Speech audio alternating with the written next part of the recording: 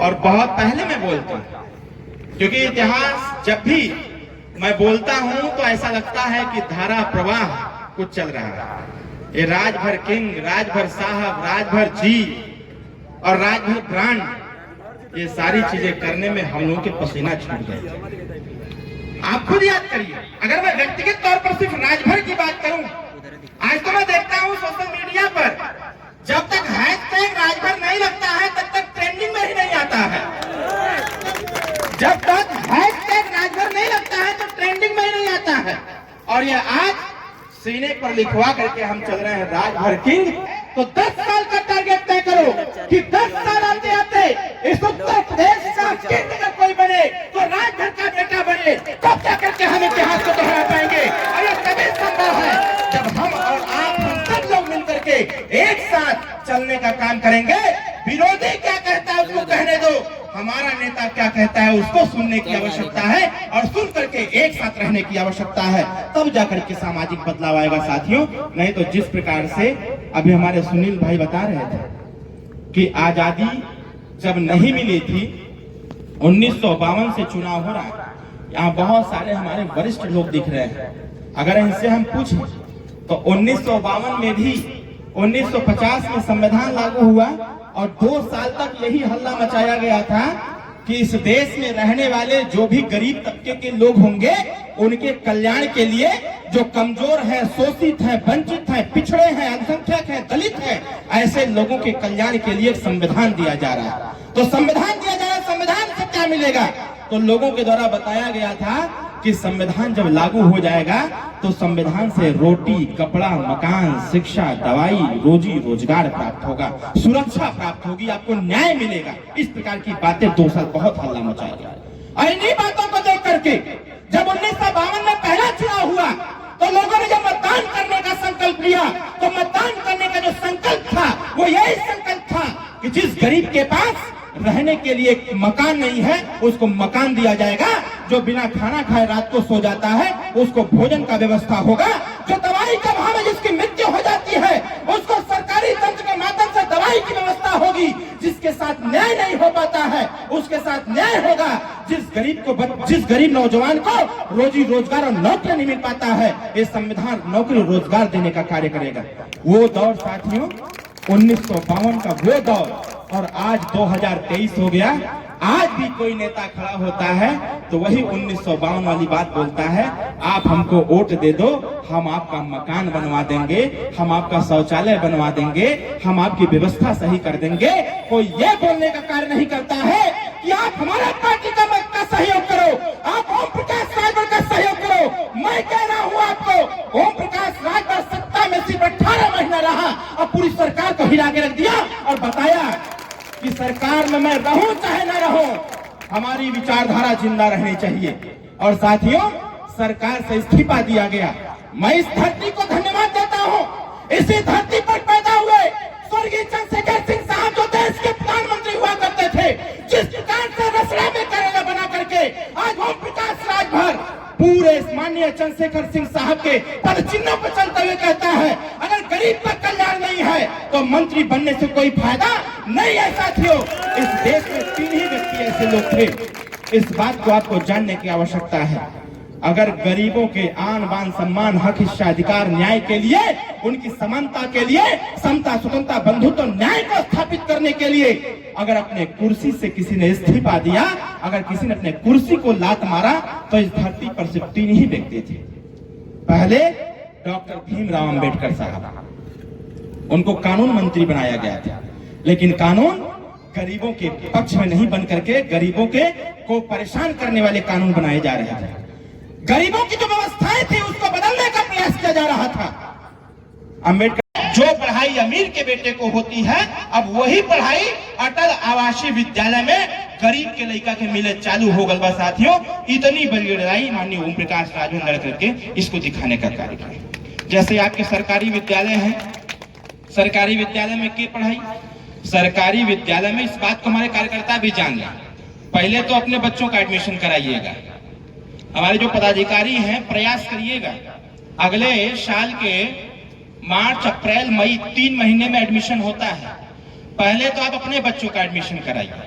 जब आप अपने बच्चों का एडमिशन करा लेंगे, बच्चे और बच्चियों का एडमिशन करा लेंगे, तो आपको सारी चीज की जानकारी हो जाएगी। जब जानकारी हो जाएगी तो फिर गांव क्षेत्र के जो गरीब तबके के बच्चे होनहार होंगे, ऐसे लोगों का एडमिशन कराइएगा। अब हम आपको फर्क समझाते हैं कि जहां अमीर का बेटा पढ़ता है, जहां गरीब का बेटा भी पढ़ेगा, दोनों में क्या डिफरेंस है। जैसे जो जहां अमीर का बेटा पढ़ता है वहां पर कोई अध्यापक पढ़ाएगा, जैसे हमारे मास्टर साहब बैठे होंगे, वो जहां पढ़ावत हो वहां पढ़ावत हो। लेकिन अटल आवासीय विद्यालय में कौन पढ़ाएगा, इसके बारे में पहले जान लीजिए। अटल आवासीय विद्यालय, जिसको नेताजी ने दबाव बना करके एक समान शिक्षा के लिए व्यवस्था बनाया कि शुरुआत किया जाए, इसकी सरकार ने अटल आवासीय विद्यालय का निर्माण कराया। अभी विगत 22 तारीख को माननीय देश के प्रधानमंत्री और मुख्यमंत्री जी ने उसका उद्घाटन किया। उत्तर प्रदेश के 18 मंडलों में 18 विद्यालय खोल दिया गया है। एक विद्यालय पर हमारे खुद के ससुर जी जो विशेष सचिव बेसिक शिक्षा रहे, डीवाईएस रहे, बीएसए रहे, मतलब बेसिक शिक्षा अधिकारी भी रहे, रिटायर होने के बाद बस्ती जनपद के अटल आवासीय विद्यालय में एज ए प्रिंसिपल कार्यरत है। तो इसलिए हमको इसके बारे में ज्यादा जानकारी होती रहती है। जो अटल आवासीय विद्यालय है उसमें कोई अध्यापक नहीं पढ़ाएगा, उसमें कौन पढ़ाएगा, जो रिटायर्ड आईएएस होंगे, जो रिटायर्ड आईपीएस होंगे, जो रिटायर्ड पीसीएस होंगे, जो रिटायर्ड आर्मी के बड़े अधिकारी होंगे, जो रिटायर्ड केंद्रीय विद्यालय से जो रिटायर्ड प्रिंसिपल होंगे, वही लोग उस विद्यालय में बच्चों को पढ़ाएंगे। अब उस विद्यालय में पढ़ेगा कौन, उस विद्यालय में जैसे राशन कार्ड जिसके पास गरीब स्तर का जो राशन कार्ड है उन्हीं के बच्चे पढ़ेंगे उसमें।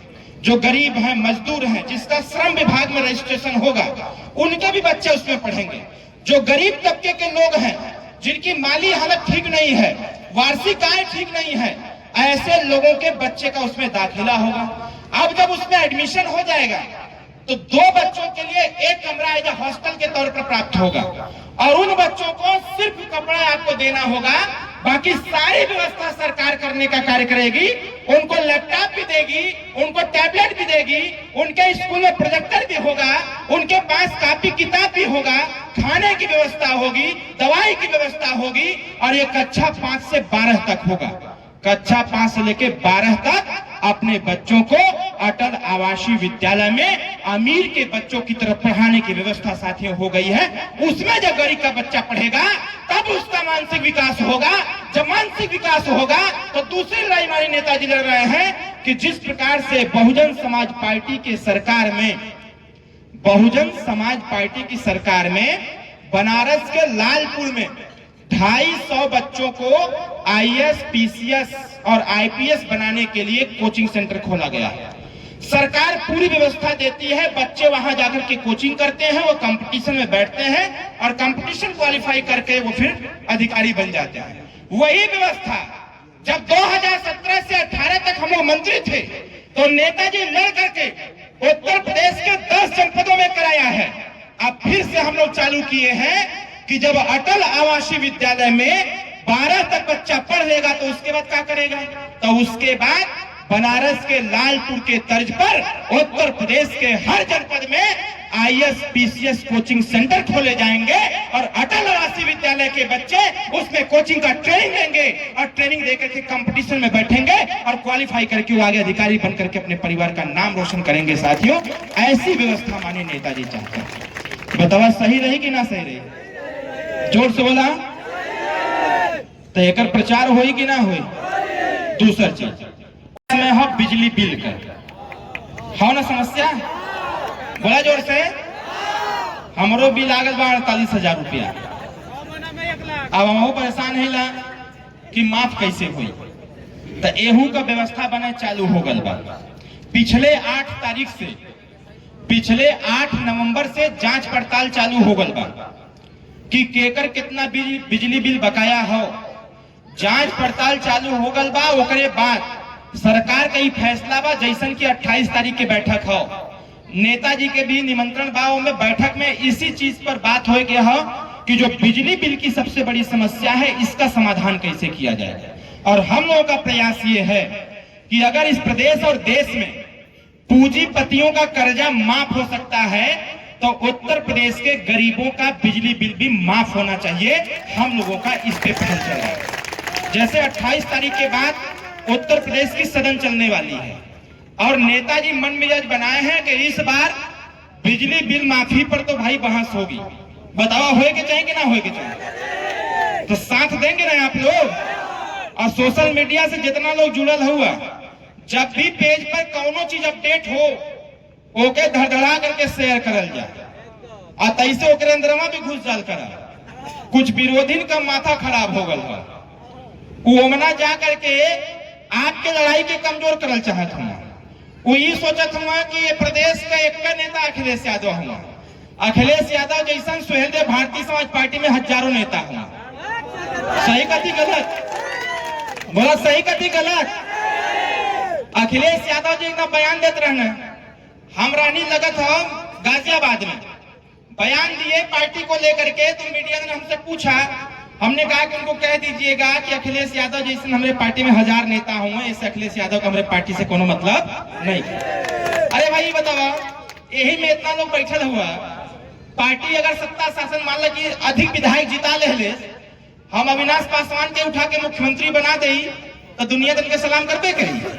बोला करी कि ना करी? कोई के मुख्यमंत्री बना दे, केहू के भी जैसा के बना जाएगा उठा करके कि भाई तो का मुख्यमंत्री बनावल जात बा 5 दिन खातिर, लेकिन गांव लश्कर आबा काबा सब तो मिले ना जाए इनके। तो ये ना हमारे खातिर बड़ी यार हूँ। यहाँ तो हर एक व्यक्ति हमारे लिए अखिलेश यादव से बड़ा ताकत रखता है। जैसे अब रविंद्र हठी जी हैं, वो नहीं के बना देवल जा मुख्यमंत्री। अगर उत्तर प्रदेश में मान लो मौका मिल गल बना देवल जा तो अखिलेश यादव ज्यादा पावर उनके पास हो जाए। तो मीडिया से हमने कहा कि ये सब पागल बनाने की बातें हैं, जो खत्म करिए। अखिलेश यादव मतलब हमारे यहाँ कुछ नहीं है। हाँ, हमारी पार्टी काम करती है। भविष्य में कभी अखिलेश यादव को अगर हमारी आवश्यकता पड़ गई, जब अखिलेश यादव अपने आप को समझेंगे कि अब बिना ओम प्रकाश राजभर के हम जी नहीं पाएंगे, हम मर जाएंगे, तो जब वो आकर के कहेंगे हमारे नेताजी से कि साहब गलती हो गई, अंतिम बार क्षमा कर दीजिए, तब हो सकता है कि कभी विचार कर लेंगे। तब हो सकता है कि कभी विचार कर लेंगे। बाकी तो और लोगों को मैं कुछ नहीं समझता हूँ। बाकी सुहेलदेव भारतीय समाज पार्टी का हर एक कार्यकर्ता मेरा हमारे लिए सब कुछ है। वही हमारा सरकार है, वही हमारा मंत्री विधायक सांसद है। बाकी जो लोग हैं वो सुहेलदेव भारतीय समाज पार्टी की ताकत है साथ।